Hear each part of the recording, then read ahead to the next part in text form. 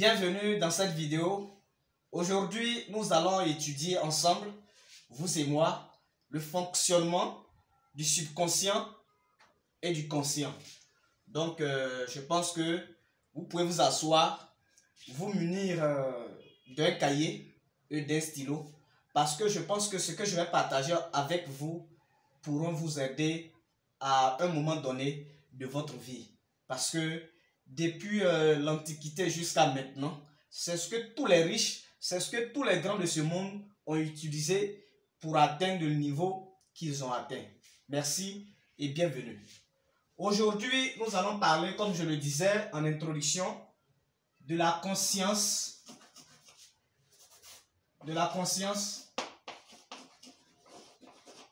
et du subconscient.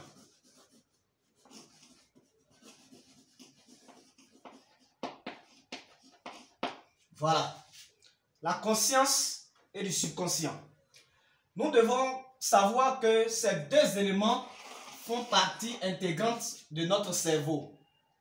Voilà, et nous avons ici l'esprit. Nous avons ici l'esprit. L'esprit et la pensée. L'esprit est seulement, ou bien a été seulement attribué par Dieu aux êtres humains. Lorsqu'on parle d'êtres humains, ce sont les hommes. Parce qu'il y a des êtres vivants qui sont l'homme lui-même, les animaux, les cailloux, les arbres, qui sont des êtres vivants, mais qui ne sont pas des êtres humains. Donc, l'homme, Dieu n'a donné l'esprit qu'à seulement l'être humain. Il a donné aussi la pensée à l'être humain. Mais la pensée, contrairement à l'esprit, la pensée est une activité de l'esprit. Donc, sans esprit, il ne peut pas avoir de pensée.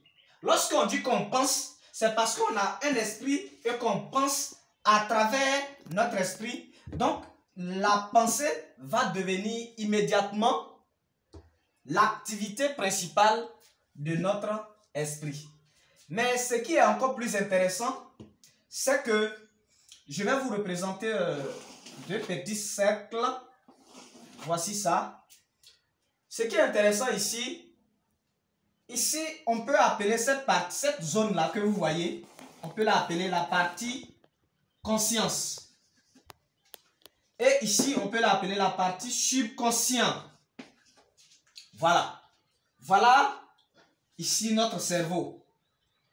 Et dans ce cerveau est inclus notre esprit. Et cet esprit-là va produire une activité qu'on appelle la pensée. Donc ici, le premier grand cercle, on a la conscience. Et le second, on a le subconscient. La partie consciente, c'est cette partie-là qui nous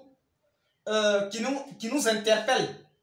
Par exemple, pour les personnes qui travaillent, qui sont embauchées dans une entreprise, c'est cette partie-là qui va toujours, chaque matin, leur rappeler qu'il est l'heure d'aller au travail, tout simplement parce qu'il est 7 heures, ou bien parce qu'il est 7h30, ou bien parce qu'il est 8 heures. Donc, c'est la partie avec laquelle on pense et on sait que nous sommes en train de penser. On sait que nous sommes en train de poser un acte en ce moment précis. Et l'acte, nous pouvons décider avec cette partie l'action que nous voulons poser. Contrairement au subconscient, lui, il n'a pas de contrôle. Le subconscient, moi je l'appelle la partie bordel. La partie bordel. Excusez-moi un peu du terme. Voilà. Si peut-être moi je sais, j'ai employé ce mot dans un contexte bien précis. La partie bordel, tout simplement parce que lui, il va accepter tout ce que l'esprit conscient va lui transmettre. Que la chose soit positive ou négative, l'esprit subconscient n'a pas la capacité de rejeter tout ce que l'esprit conscient, qui est son patron, va lui transmettre. Il va tout accepter. C'est pour cela que très souvent, on nous demande d'avoir des affirmations positives sur notre vie. Il faudrait qu'on arrête de prononcer des affirmations qui vont nous tirer vers le bas. Mais plutôt, on doit avoir des affirmations ascendantes qui vont nous permettre d'aller à un autre niveau de notre vie. C'est voici un peu ça, l'importance. Et étant donné que l'esprit subconscient n'a pas la capacité de pouvoir décider de lui-même, lui, il accepte tout ce que l'esprit conscient va lui transmettre. Mais lorsque quelque chose est ancré dans notre subconscient, avant de pouvoir le changer, il faudrait qu'on répète ça plusieurs fois avec notre esprit conscient. Donc, on va faire une fiche sur laquelle on va mentionner les nouvelles habitudes que nous voulons transmettre à notre subconscient et on va se répéter ça à chaque moment de la journée, soit matin et soir, et c'est en fonction de ça que notre esprit subconscient aussi va accepter cette nouvelle habitude que nous voulons lui donner pour que cela puisse être notre nouvelle habitude.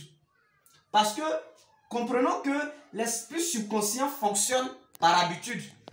L'esprit subconscient, aujourd'hui, ne soyons pas étonnés que ce que nous avons dit, ou bien ce que nos parents nous ont répété pour dire que je n'ai pas l'argent, je dois aller prendre crédit pour que vous partiez à l'école, je dois aller prendre crédit pour faire ça. Aujourd'hui, il y a des enfants, il y a des personnes à qui leurs parents leur ont dit ça, mais qui en ce moment n'avaient pas trop considéré parce qu'ils étaient des enfants, qui aujourd'hui répliquent les mêmes choses. Tout simplement parce que cela a été absorbé par leur subconscient, sans s'en rendre compte. Aujourd'hui, nous posons certains actes, certaines actions et que nous nous demandons, mais qu'est-ce qui m'a poussé à faire ça? Parce qu'on t'a répété ça plusieurs fois. Si tu es dans un environnement où on te répète les mots du champ lexical de la richesse, par exemple riche, succès, des mots pareils, je pense que cela va te conduire, c'est ce que ton esprit subconscient va accepter, va prendre comme information, et je pense que c'est ça qui va te permettre d'avoir un comportement différent des autres personnes qui peut-être, eux, ce qu'ils auront comme champ lexical sera la pauvreté, je ne peux pas, je suis fatigué, j'ai sommeil, bon, moi je ne suis pas capable, si c'est les autres, ça c'est pas de mon genre. Des paroles comme ça. Bienvenue et merci de regarder cette vidéo. Si tu n'es pas encore abonné, je te demande tout simplement de le faire. Et c'était Kwabena Yao Jean-Marc. À très bientôt.